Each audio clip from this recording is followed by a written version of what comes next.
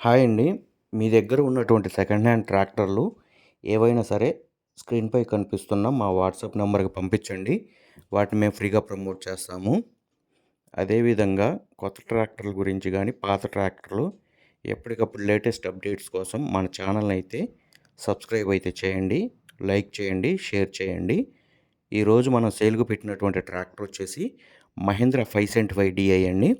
ఈ tractor horse power వచ్చేసి 45 horse power అయింది.